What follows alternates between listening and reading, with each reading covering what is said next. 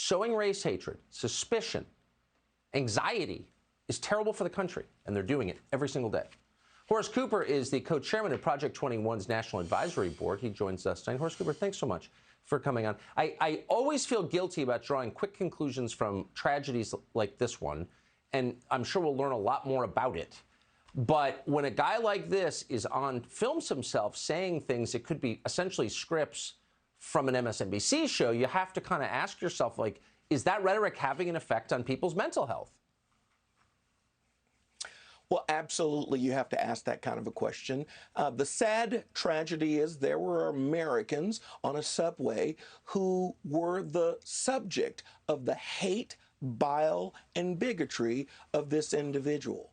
Now, look, I will tell you this, and I've been observing, there has been a growing effort on the part of the wokesters to make a claim and a slur and a slander about America. America, as a country, was founded on an amazing concept that we noted in the Declaration of Independence, that all men are created equal. Within 100 years of our founding, we had more Americans lose their life than have in any other war fulfilling that.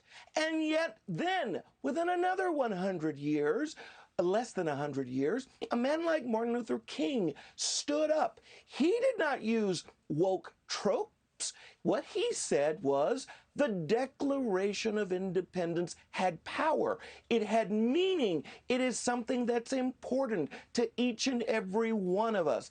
What the slander and the lie is that we don't think that every American is equal, that we don't think that one group or two groups can be judged solely by their skin color. Today, those wokesters say out in the media and sometimes from the White House pulpit that you can look at one group of human beings, white Americans, and assume whatever ill, whatever evil, whatever terrible motivations about them possible simply by looking at them.